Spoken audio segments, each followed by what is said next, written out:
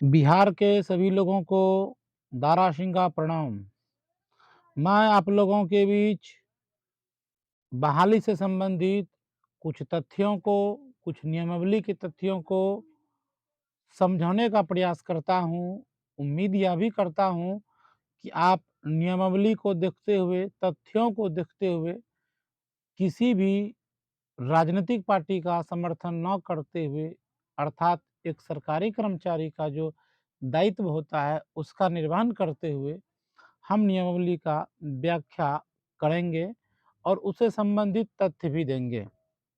उम्मीद करते हैं कि आपको यह वीडियो समझने में सहायता करेगी।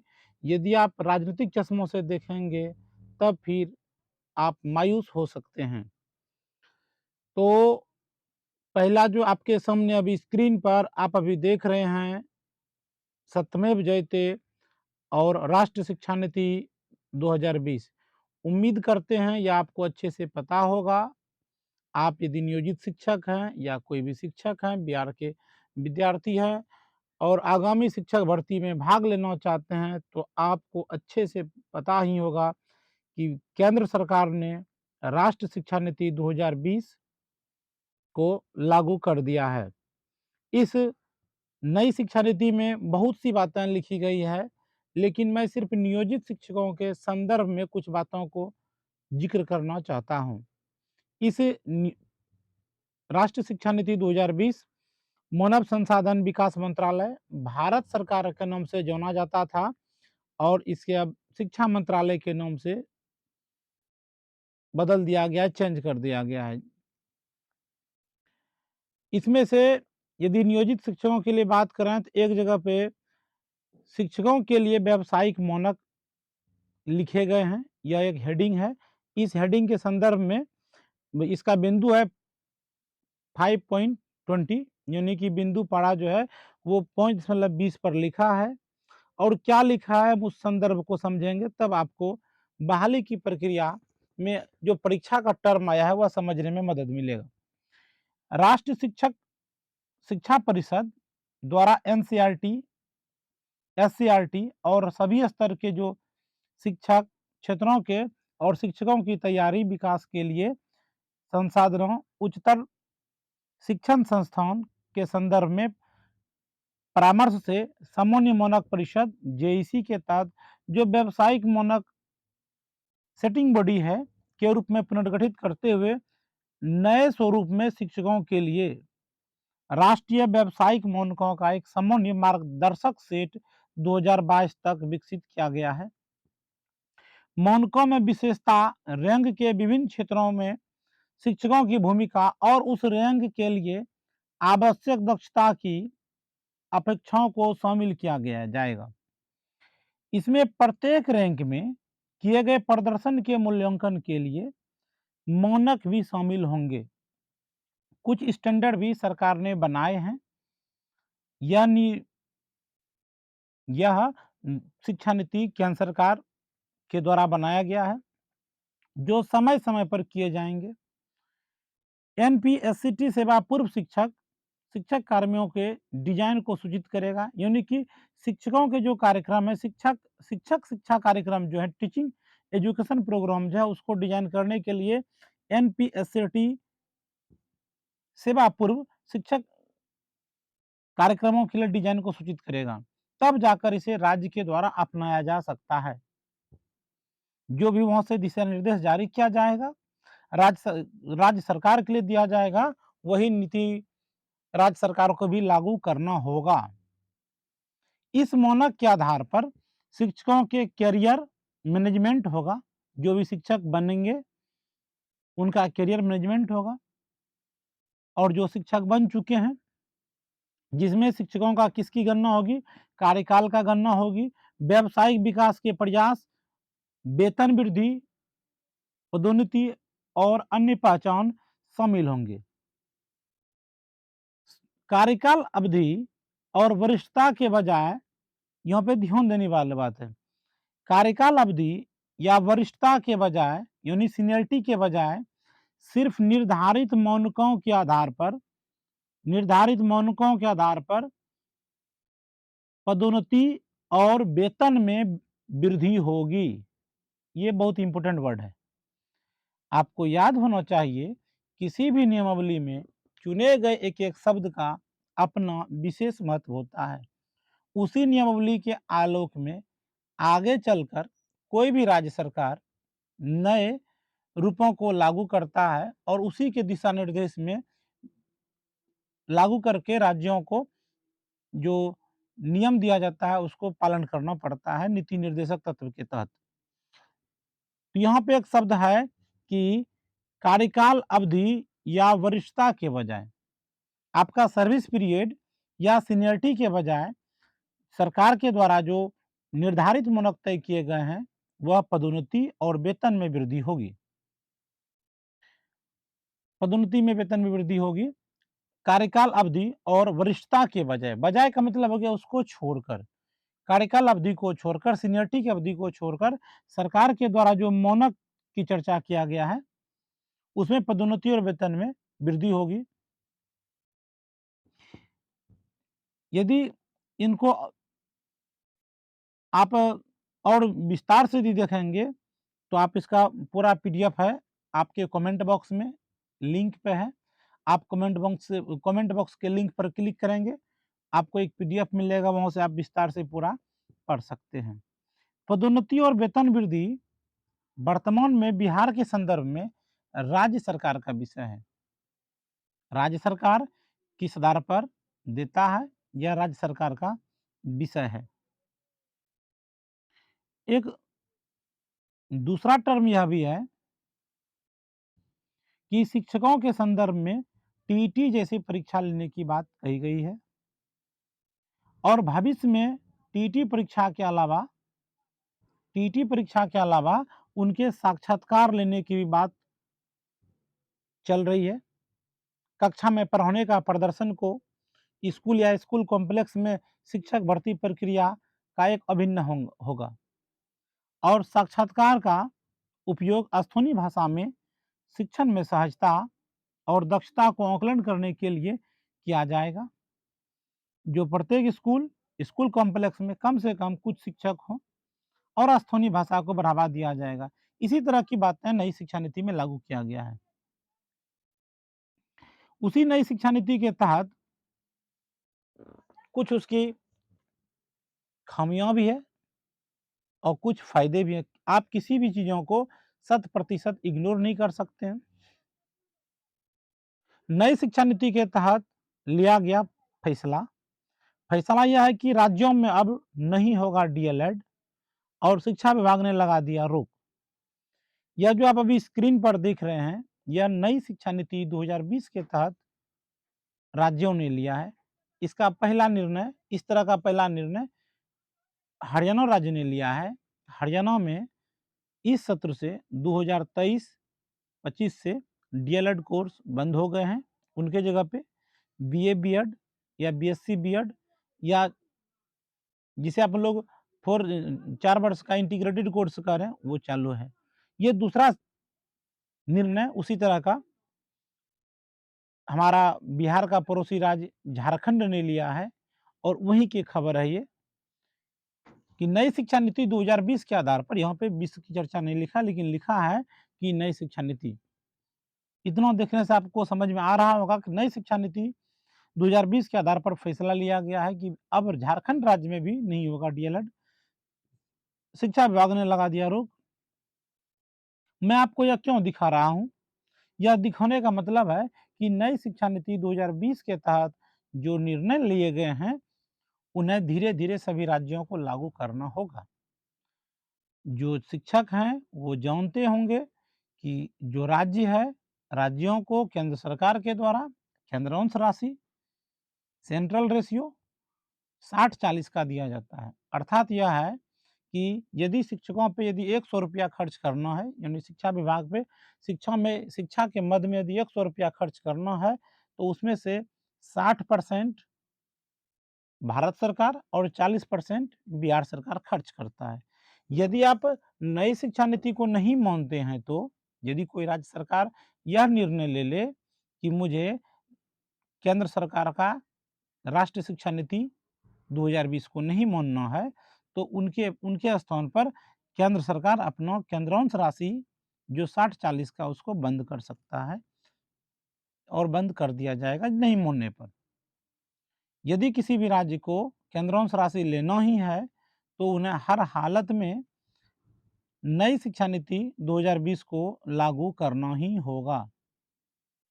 तो उस नियम का विद्यार्थी की तरफ से यदि देखें, विद्यार्थी की तरफ से यदि सोचें, तो डीएलएड कोर्स हरियाणा बंद कर दिया है, झारखंड भी बंद कर दिया है और कह भी दिया गया है कि यदि कोई संस्थान एडमिशन ले लिए हैं, तो उन्हें समाप्त किया जाए।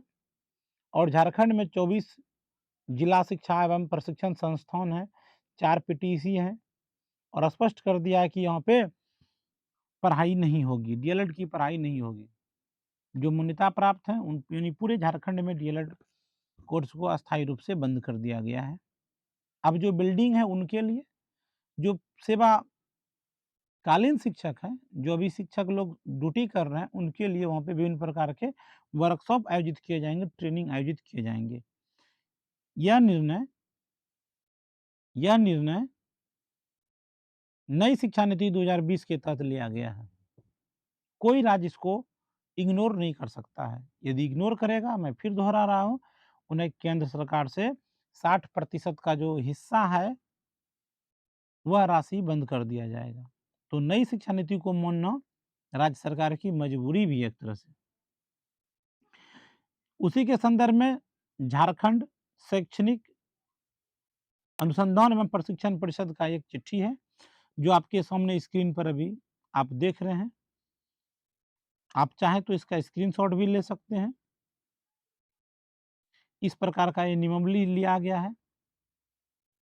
तत्काल प्रभाव से जो एडमिशन लिए गए उसको तत्काल प्रभाव से रद्द किया गया है और स्पष्ट कर दिया गया है कि 23-25 के पूर्व के जो शैक्षणिक सत्र इससे पहले जो एडमिशन लिए हैं, शैक्षणिक सत्र समाप्ति तक ये कोर्स चलता रहेगा।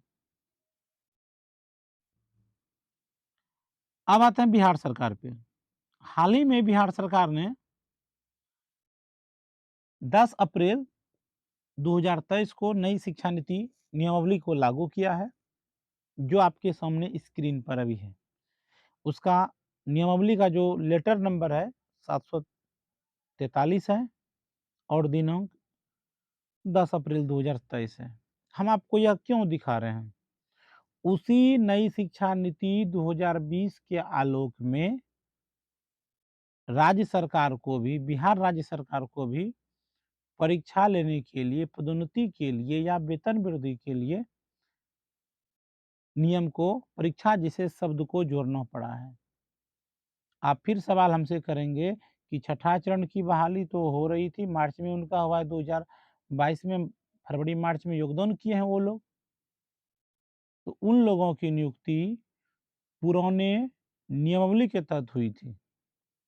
परीक्षा 17 में हुई थी, आवेदन 19 से लेना शुरू किया गया था, विभिन्न नियोजन इकाई के माध्यम से, ऑफलाइन के माध्यम से और फाइनल नियुक्ति पत्र 2022 तक चला था। जैसे ही कोई नियमावली लागू होती है, उस तिथि के बाद से आपको सारी बातें मानना पड़ेगा।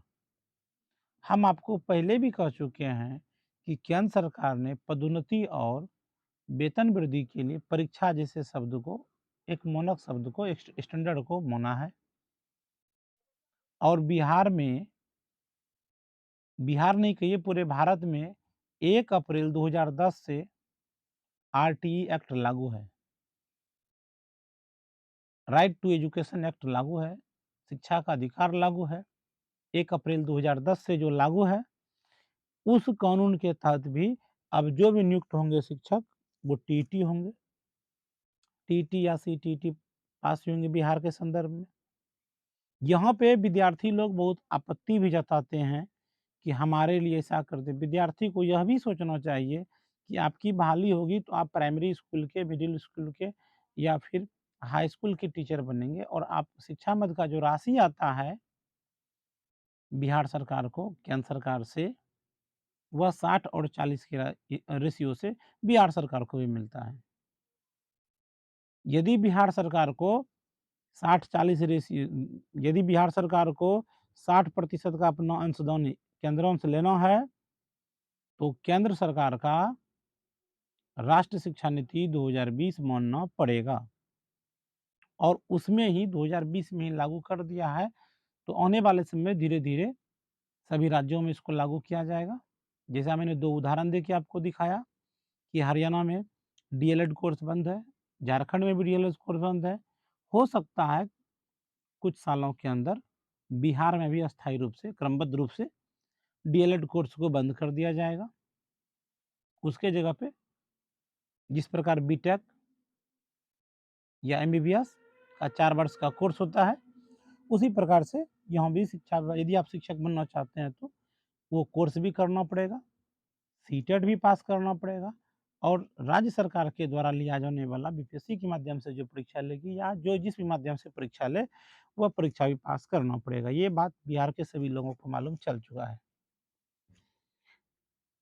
यहाँ पे विद्यार्थी के हित में यदि बात करें तो कुछ फ़ायदे वाली बात भी थी कि अब जो बहाली होगी, वो सीधी नियुक्ति पर होगी, सीधी भर्ती होगी, सीधी नियुक्ति से भरे जाएँगे। कुछ कंडीशन भी लिखा गया है। कंडीशन बिहार के हित में है, बिहार के बच्चों के हित में है कि भारत का नागरिक हो, बिहार का अस्थायी निवासी हो। यहाँ पे डोमिसाइल नीति को लागू कर दिया है। जो बाहर के लोग हैं, वो बिहार सरकार को कुछ अपशब्द भी कह सकते हैं और जो बिहार के बच्चे हैं, उसके लिए यह नियम बहुत ही आवश्यक था और ज़रूरी था। छठे चरण में करीब 20% से ऊपर लोग 20,000 से 20% से 25% से 20% 25% तक बाहर के पड़ोसी राज्यों के लड़के लोग यहाँ बिहार में ड्यूटी कर रहे हैं। यह हर जिलों की कहानी है। यह नियमावली आप पढ़े ही हैं कि विद्यालय अध्यापक के पद पे होने के लिए शैक्षणिक और प्रशैक्षणिक योग्यता भी धारण करता हो, राज्य सरकार और केंद्र सरकार के द्वारा पात्रता परीक्षा उत्तीर्ण हो, या एक ऑप्शन टी जो पूर्व से नियोजित शिक्षक उसके लिए है, जो शिक्षा मित्र के रूप में बहाल हुए हैं उनके लिए है। यह नियम जो आप अभी देख रहे हैं, परंतु लगा के जो लिखा है, यह परंतु किसके लिए लिखा गया है? शिक्षा मित्र से नियोजित शिक्षकों के लिए है। 2012 से पूर्व नियुक्त एवं कार्यरत शिक्षक जो दक्षता परीक्षा उत्तीर्ण हो, उसके लिए शिक्षक पात्रता में उत्तीर्णता को अनिवार्य नहीं होगी। इसे सरकार ने विवाद को खत्म करने के लिए बनाया है, ताकि यदि शिक्षा मित्र से कोई शिक्षक हाईकोर्ट में जाके चैलेंज कर दे, तो उसके मामले को वहीं पे समाप्त कर दिया जाए। आपके सामने में 7वां जो पॉइंट है, नियुक्ति की प्रक्रिया दिखाया गया है।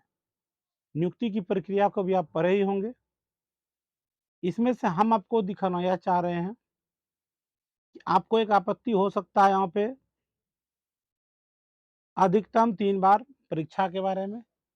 वर्तमान में यह तो ज़रूर लिखा है कि राज्य सरकार के द्वारा विद्यार्थी को 3 बार परीक्षा में भाग ले सकेगा, लेकिन आने वाले समय में इसमें संशोधन भी होगा। नियोजित शिक्षक लोग बहुत परेशान हैं। बिहार में करीब सभी जगह कुछ संघ अलग-अलग, कुछ संघ के साथ मिलके अलग-अलग माध्यम से सरकार पर दबाव बना रहे हैं कि नियोजित शिक्षकों को राज्यकर्मी का दर्जा दे दिया जाए। आज का मेरा विषय मुख्य बिंदु यही था और बहुत से शिक्षकों से इस मुद्दे पर बात होती है, सभी लोग इसको अध्ययन भी किए होंगे। हम बार-बार कहना चाहते हैं कि यह 8वां पॉइंट मेरे और आपके जैसे नियोजित शिक्षकों के लिए है। यदि आप इसको विस्तार से पढ़िएगा, हम कम समय में इसे अपनी शब्दों में कहना चाहते हैं कि जो फ्रेश विद्यार्थी हैं, उनके लिए बिंदु 7 है और जो पूर्व से नियोजित शिक्षक हैं, जैसे हम लोग हो गए, हम लोगों के लिए बिंदु 8 है। बिंदु 8 में यही है, पंचायती राज संस्था एवं नगर निकाय संस्था के अंतर्गत नियुक्त एवं कार्यरत इस संवर्ग में नियुक्ति के लिए नियम 7 में अंकित प्रक्रिया में भाग लेने के लिए पात्र होंगे। इसका मतलब यह हुआ कि जो पंचायती राज के तहत पंचायत शिक्षक या नगर निकाय के नगर शिक्षक, नगर पंचायत शिक्षक हैं, जो नियुक्त हैं, जो कार्यरत हैं, वो फ्रेश विद्यार्थी के रूप में आवेदन भर सकते हैं। नियम 7 में अंकित प्रक्रिया के तहत भाग लेने के लिए पात्र हैं। इनके बाद जो लिखा हुआ है, अभी जो विवाद चल रहा है कि बहुत से लोग चाहते हैं बिना परीक्षा लिए हम लोगों को राज्यकर्मी का दर्जा दे दिया जाए। इस संबंध में, नियुक्ति के संबंध में लिखा हुआ है, इस संबंध में, किसके संबंध में? नियोजित शिक्षकों के संबंध में। मैंने आपको पहले भी बोला था कि नियमावली का एक-एक वर्ड बहुत इम्पोर्टेंस होता है, वह क्यों लिखा है? हम थोड़ा आपको अपनी भाषा में तोड़कर समझाते हैं। इस संबंध में मतलब किसके संबंध में? नियोजित शिक्षकों के संबंध में। आवश्यकता अनुसार प्रक्रिया का निर्धारण, यानी नियोजित शिक्षक के संबंध में आवश्यकता के अनुसार नियुक्ति प्रक्रिया जो होगी, नियोजित शिक्षकों को कैसे राज्यकर्मी के रूप में हम समायोजन कर लें, एक सरकार की तरफ से, सरकार जो सोच रहा है, उनके बारे में नियम जो लिखा है, नियम को हम अपनी भाषा में कर रहे हैं, इस संबंध में, यानी किसके संबंध में? नियोजित शिक्षकों के संबंध में। आवश्यकता अनुसार प्रक्रिया का निर्धारण, यानी नियोजित शिक्षकों के संबंध में आवश्यकता अनुसार जो प्रक्रिया अपनाना पड़ेगा सरकार को, उन प्रक्रिया का निर्धारण राज्य सरकार के द्वारा अलग से किया जा सकेगा। राज्य सरकार हम लोगों के लिए, नियोजित शिक्षकों के लिए अलग से दिशा निर्देश, परामर्श जारी करेगा कि हम लोग को किस प्रकार से राज्यकर्मी के रूप में समायोजन किया जाए। तो इसमें मुझे लगता है कि जो परीक्षा होगी, विद्यार्थी के साथ होगी, उनके लिए 50% का जनरल कट ऑफ दिया गया है और सभी कोटि को अपने कोटि के हिसाब से कट ऑफ दिया गया है। उस कट ऑफ को टच कीजिए तो आप उत्तीर्ण माने जाएँगे। लेकिन नियुक्ति उन्हीं की होगी जो अपने कोटि में अपने विषय के अनुसार अधिक से अधिक नंबर लाएँगे, जो केवल पास नहीं होंगे बल्कि सीनियरिटी के हिसाब से, मेरिट अंक के हिसाब से उनका सिलेक्शन किया जाएगा। रिक्ति के आधार पे, कोटे के आधार पे, मेरिट अंक के आधार पर सिलेक्शन किया जाएगा। यह विवाद से बचने के लिए किया गया है। अब बहुत से शिक्षकों को लगता है कि परीक्षा किस प्रकार की होगी? परीक्षा कॉमन एग्जाम रहेगा। कॉमन एग्जाम रहने का मतलब है कि हर एक विद्यार्थी के साथ में बैठना पड़ेगा और हमारे लिए कट ऑफ थोड़ा-सा नीचे हो सकता है। नीचे का अर्थ है कि 30%, जनरल विद्यार्थी यदि, फ्रेश विद्यार्थी यदि 50% पे पास करता है, तो हम लोगों के लिए 30%, हम लोगों के लिए 30% कट ऑफ दिया जा सकता है कि जो शिक्षक कट ऑफ को टच कर लेंगे, वो शिक्षक उत्तीर्ण होंगे, राज्य बिहार राज्य विद्यालय अध्यापक होंगे और जो शिक्षक जहाँ पे रहेंगे वहीं पर उन्हीं विद्यालय में आपको विद्यालय अध्यापक बना दिया जाएगा। और इनका जो मूल वेतन का स्ट्रक्चर है, वो प्राइमरी स्कूल वाले के लिए 25,500 नए विद्यालय अध्यापक के तौर पे मिलेंगे। इसी प्रकार से मध्य विद्यालय के शिक्षकों के लिए यदि ग्रेड पे के हिसाब से देखें, तो अभी के संदर्भ में 2400 ग्रेड पे और 2800 ग्रेड पे मध्य विद्यालय या उच्च विद्यालय वाले को मिलेंगे। जो विद्यालय के प्रधान शिक्षक बनेंगे, बीपीएससी से उसकी भी परीक्षा लिया जाएगा। प्रधान शिक्षक, उनका 30,500 रुपया अभी आप देख रहे हैं, इसमें भी विवाद होगा। इस विवाद को सरकार खत्म करने के लिए 15 से 20% इनके मूल वेतन में बढ़ोतरी कर देगा। ये वेतन के बारे में हुआ। तो शिक्षकों को इस जगह परेशान होने की आवश्यकता नहीं है कि सरकार आपके बारे में, नियोजित शिक्षकों के बारे में, इस संबंध में, मतलब नियोजित शिक्षकों के संबंध में मैं बार-बार इस शब्द को दोहरा रहा हूँ, आवश्यकता अनुसार, यानी आपको समायोजन करने में जो आवश्यकता होगी, उसके अनुसार प्रक्रिया का निर्धारण, किसका निर्धारण? प्रक्रिया का निर्धारण, यानी कि आपके लिए जो प्रक्रिया अपनाया जाएगा, उस प्रक्रिया का निर्धारण राज्य सरकार के द्वारा अलग से किया जा सकेगा। राज्य सरकार अलग से दिशा निर्देश इसमें जारी करेगा और यह पत्र प्राथमिक, मध्य, उच्च विद्यालय, उच्चतर विद्यालय सबके लिए लागू होता है। जो जितना हम लोग समझ पा रहे हैं, हम लोग से भी अधिक जो सीनियर टीचर लोग हैं, वह भी सोच रहे हैं, मंथन कर रहे हैं। यहाँ पे बहुत से ऐसे भी लोग हैं जो मांग कर रहे हैं कि बिना परीक्षा लिए बिहार के सभी शिक्षकों को राज्यकर्मी का दर्जा दे दिया जाए। ये शिक्षक कुछ शिक्षकों की तरफ से संघ के माध्यम से मांगा जा रहा है। लोग परीक्षा के नाम से डर रहे हैं कि परीक्षा कैसा होगा। अब सरकार के पास दुविधा है। बहुत से लोगों ने देखा भी है और जानते भी होंगे कि अब की बार सीटेट में कितनी धांधली हुई थी। यह किसी से छुपा हुआ नहीं है। मैं भी सीटेट का एक अभ्यर्थी हूँ और हर बार बस टेस्ट लेने के लिए, स्वमूल्यांकन के लिए मैं टेस्ट देता हूँ, ना कि मुझे प्राइमरी स्कूल में टीचर बनने का शौक है। मैं पहले से ही प्राइमरी स्कूल में शिक्षक के रूप में कार्य कर रहा हूँ। तो सवाल यह उठता है कि मैं एग्ज़ाम क्यों देता हूँ? मैं अपना आकलन देखने के लिए एग्ज़ाम देख लिया। अब की बार जो एग्ज़ाम का पैटर्न था, जो तरीका था, उस पे मेरा आकलन है कि 2% विद्यार्थी ही पास करते।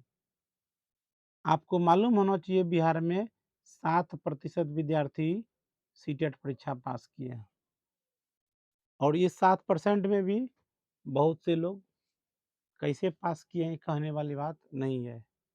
जिसको हम लोग जान रहे हैं, जिनके हम या हमारे मित्र लोग संपर्क में हैं, ऐसों की संख्या काफ़ी अधिक है। सीटेट में काफ़ी धांधली हुई है। सीटेट परीक्षा लेना बिहार सरकार का विषय नहीं था। सरकार को हमारे जैसे बहुत से लोग लिखते रहे कि सीटेट में धांधली हो रही है, इसको रोका जाए।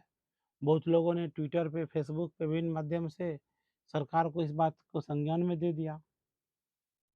इससे पहले कुछ दिन संघ लोगों से राय भी लिया गया था। तो आप 60-40 का जो हल्ला सुने होंगे कि सीटेट से 60% और मेरिट से सीटेट से 40% 60% और आपका शैक्षणिक की तरफ से 40% लेके आपको मेरिट बनाया जाएगा। यह हल्ला होने के बाद दिसंबर 2022 का जो सीटेट हुआ, उसमें अधिक से अधिक लोगों ने अपने स्तर से सेटिंग कराया, जिसको जैसा वांव-वांज लगा, सेटिंग कराया और अधिकांश करके लोग जो 2% पास होने वाले थे, यह मेरा पर्सनल आकलन है, चूँकि मैं भी एग्ज़ाम देके टेस्ट लेता रहता हूँ, देता रहता हूँ। तो मेरा आकलन था कि 2% एग्ज़ाम का पैटर्न चेंज हुआ था, क्वेश्चन भी टफ था और असर्सर रीज़निंग की तरह क्वेश्चन पूछा गया था। तो ये जो आंकड़ा 5% का बड़ा, बड़े-बड़े नेता लोग, सभी लोग अपने स्तर से सेटिंग किए हुए। हम आपके सामने में ऐसे लोगों का कुछ उदाहरण देता हूँ। आपके सामने में स्क्रीन पर जो दिख रहा है, यहाँ पे आप देख रहे होंगे इस पेपर 1 में 66 है, लेकिन पेपर 2 में 125 है। विषय सेम है, लेकिन नंबर में बहुत बहुत का अंतर है। ऐसा जिस विद्यार्थी को 125 नंबर आएगा पेपर 2 में, उसी विद्यार्थी को पेपर 1 में मात्र 66 नंबर आएगा, यह पचने वाली बात नहीं है। क्योंकि पेडागोगी, ईवीएस और लैंग्वेज 1, लैंग्वेज 2 सेम है। लगभग में सेम है। यहाँ पे देख लीजिए 22 नंबर है, यहाँ पे 16 नंबर है। ऐसा बहुत से उदाहरण है, हम एक उदाहरण दे रहा हूँ आपके सामने में। दूसरा देखिएगा तो 119 नंबर है और एक में 52 नंबर है। इसी तरह से बहुत से लोगों का है, पेपर 1 में 119 नंबर है, तो पेपर 2 में मात्र 48 नंबर है। क्या कभी सोच सकते हैं कि ऐसा कैसे हुआ होगा? लगभग में सीडीपी सबका समान है, लैंग्वेज 1, लैंग्वेज 2 भी समान है, तो इतना कम नंबर क्यों आता है? एक बार लैंग्वेज में 19 नंबर आया है और यहाँ पे 4 नंबर आया है। इतना का अंतर तो नहीं हो सकता है और ये एक्सेप्टेबल बात नहीं है। तो हुआ ये है मैं भी सेंटर में जाके देखा हूँ, सेंटर में किस प्रकार किया जा सकता है, या सोशल मीडिया पर बोलने वाली बात नहीं है। तो इतना उदाहरण देने का कहने का तात्पर्य क्या है? कहने का यह तात्पर्य है कि बिहार के अधिकांश लोगों ने, बिहार के सीटेट पास करने वाले बहुत से बच्चों ने अपने स्तर से सेटिंग किया, पास हुआ, और सभी लोग मानकर चल रहे थे कि परीक्षा पास हो गए, अब हम शिक्षक बन गए। हमारे भी घर में ऐसा बात नहीं है कि हमारा भाई भी सीटेट पास है, वह भी 3 साल से इंतज़ार कर रहा है। लेकिन दुःख होता है कि गलत लोग अधिक से अधिक आ जाएँगे। इसको रोकने के लिए एक परीक्षा लेना भी ज़रूरी था, और परीक्षा लेने का बहाना नई शिक्षा नीति 2020 भी है। कुल मिला के परीक्षा लेने से जो भी फर्जी शिक्षक थे, लड़की लोग थी, जो फर्जी शिक्षिका थी, जो बनना चाह रही थी, वो लोग इस लिस्ट से बाहर हो जाएँगे। और परीक्षा देने में क्या आपत्ति है? बीपीएससी के एग्ज़ाम में यदि धांधली होगी, तो बीपीएससी तुरंत उस परीक्षा को ही कैंसल करेगा। Twitter, Facebook, WhatsApp, Instagram, email, YouTube का ज़माना है। हाँ, पढ़ने वाले शिक्षकों के लिए जो मेरिटियस विद्यार्थी हैं, जो मेहनती विद्यार्थी हैं, उन लोगों को बहुत ज़्यादा सहूलियत मिलेगी। हम जो आपको बार-बार स्क्रीन पे ये सब दिखा रहे हैं, 34 नंबर है, 24वें नंबर है यहाँ पे, ये सब विद्यार्थी पूरी तरह से सेटिंग कराया हुआ विद्यार्थी है। आप इसे देखिएगा तो ऐसा कैसे हो जाएगा, यह बात किसी भी सूरत में मानने लायक नहीं है। मैं बहुत से शिक्षक नेताओं को भी जानता हूँ, और 95% दबा के साथ कह सकता हूँ कि जो उनकी जो परिवार के लोग हैं, वो फर्जी तरीक़ा से सेटिंग करा के इसमें शामिल हुए हैं। इसीलिए परीक्षा को राज्य हित में मानिए, सही में परीक्षा लेना ज़रूरी था, जिससे कचरा जो है वह हम लोग या सरकार के माध्यम से, सरकार कब तक कचरा को ढोने का प्रयास करेगा? कुछ परसेंट 1-2 कुछ ऐसे होंगे जो थोड़ा बहुत उसको स्वीकार किया जा सकता है, लेकिन जब बड़े पैमाने पे हो तो उसे स्वीकार नहीं किया सकता है।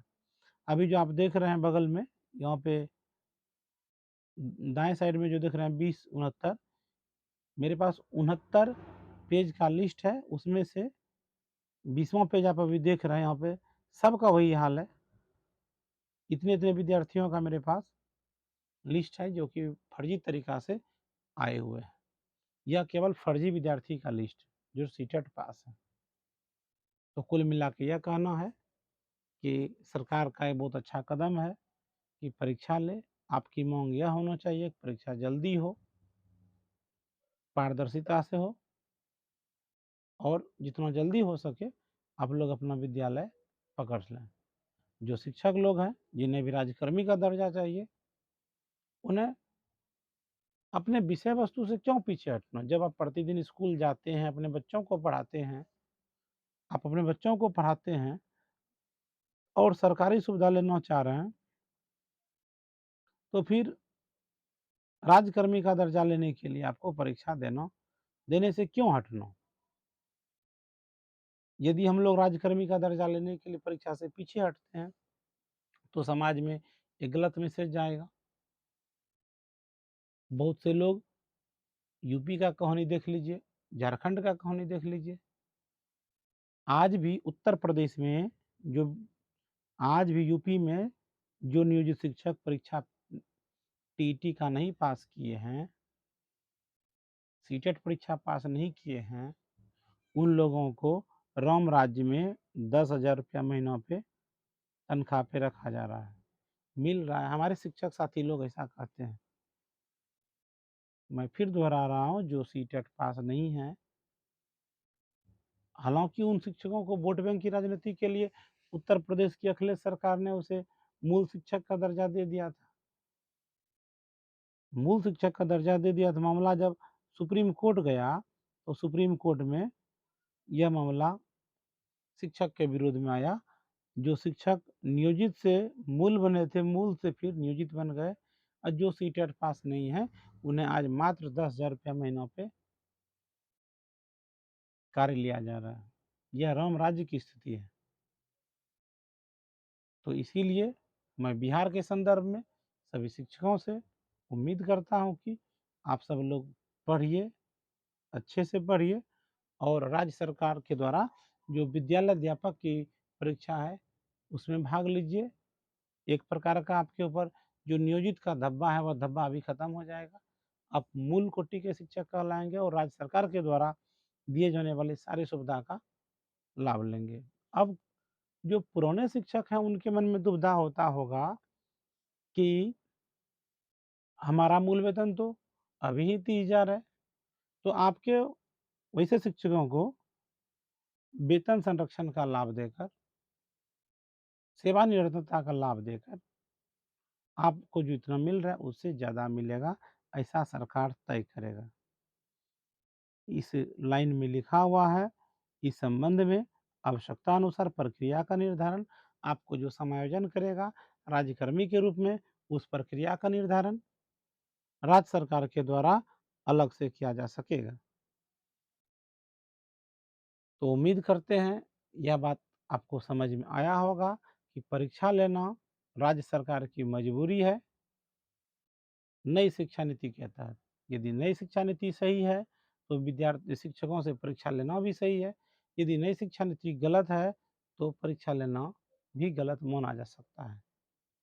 सरकार को घेरने के लिए शिक्षकों के संघ लोग भी तैयार है। यह अच्छी बात है कि संघ लोग सरकार पर दबाव बना रहा है। यह वाजिब सवाल है, सत्ता में जो सरकार है सवाल उसी से पूछा जाता है। लेकिन हम शिक्षकों को जो नीति गलत हो हमें उस गलत नीति का विरोध करना चाहिए और कोई भी शिक्षक किसी भी कर्मचारी का किसी भी कोई भी शिक्षक या कोई भी कर्मचारी राज्य सरकार के अधीन केंद्र सरकार के अधीन कर्मचारी होते हैं। हम लोगों को किसी पार्टी पॉलिटिक्स से कोई मतलब नहीं है। तो उम्मीद करते हैं कि आपको समझ में आया होगा। यह जो लाइन है आप इसको बार बार पढ़िएगा, सोचिएगा और जो सरकार ने नियमावली निकाला है उस नियमावली पे फोकस कीजिएगा। बहुत से नेताओं का स्लिप ऑफ टंग होता है बातचीत के क्रम में वो आपका जो नेता लोग होंगे वो भाषण देने में कुछ भी कह सकते हैं। उस बात को इग्नोर करके चलिएगा, आपको इस पॉइंट पे आना है। इस संबंध में आवश्यकता अनुसार प्रक्रिया का निर्धारण राज्य सरकार के द्वारा अलग से किया जा सकेगा। इसका तो यही सीधा सा मतलब है।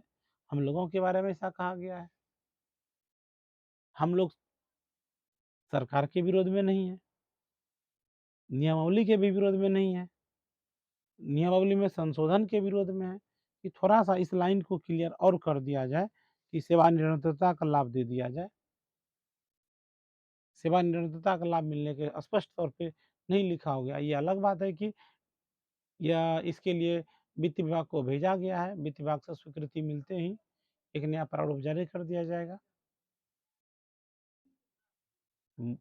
हम समझते हैं विद्यालय अध्यापक बनना शिक्षकों के लिए फायदेमंद होगी। मिलते हैं अगले वीडियो में, तब तक के लिए जय हिंद, जय भारत।